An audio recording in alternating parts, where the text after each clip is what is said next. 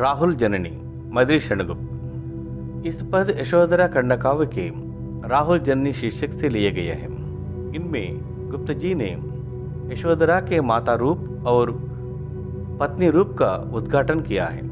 राजकुमार गौतम मानव जीवन के शाश्वत सत्य की खोज में क्षणभंगुर संसार को त्याग देते हैं। पत्नी यशोधरा और पुत्र राहुल को बिना जगाए और बिना कुछ कहे, बिना कुछ बताए रात को ही निकल जाते हैं। सुबह यशोधरा को यह पता चलता है। वो बहुत दुखी होती है। कुछ देर बाद राहुल जाग पड़ता है और रोने लगता है। यशोधरा उसे चुप कराती हुई कहती है, रे अभागे, तू अब क्यों रो रहा है? चुप हो जा। उनके जाते वक्त अगर तू रोता तो वे मुझे सोती छोड़कर क्यों चले जाते? हम दोनों ने तो सोकर उन्हें खो दिया। अब रोने से क्या फायदा है? राहुल को और समझाती हुई यशोधरा कहती है, बेटे, मेरे भाग्य में रोना तो लिखा है। मैं रोऊंगी, तेरे सारे कष्ट मिटाऊंगी। तू क्यों रोता है? तू हंसकर हमारे जीवन में जो कुछ आएगा उसे सहसा ही पड़ेगा। हमारे सुख के दिन अवश्य लौटेंगे। अब मैं तुझे अपना दूध पिलाकर और सारी स्नेह ममता देकर पालूंगी। तेरे पिता के लिए आंसू बहाऊंगी। तुम दोनों के प्रति मुझे समान न्याय करना होगा। इसलिए पतिव्रता नारी बनकर मैंने पति की तरह सारे सुख भोग त्याग दिए हैं। चुप रहा हाय अभागे, रोता है अब किसके आगे? तुझे देख पाता वो रोता, तुझे देख पाता वे रोता, मुझे छोड़ जाते क्यों सोता? अब क्या होगा तब कुछ होता, अब क्या होगा तब कुछ होता। सोकर हम खोकर ही जागे, सोकर हम खोकर ही जागे। चुप रह हाय अभागे, चुप रह हाय अभागे।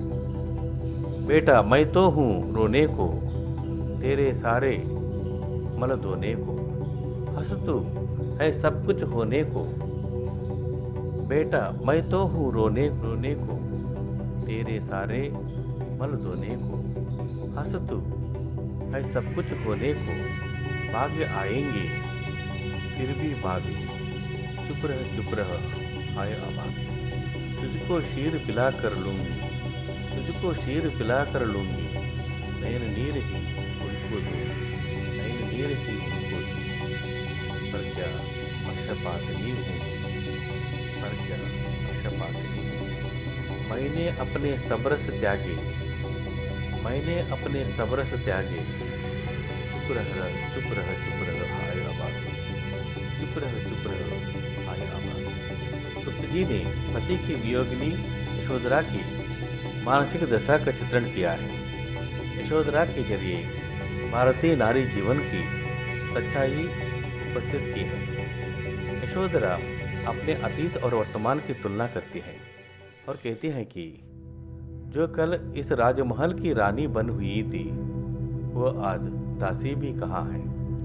अर्थात यशोधरा अपने आप को दासी से भी पराधीन मानती है।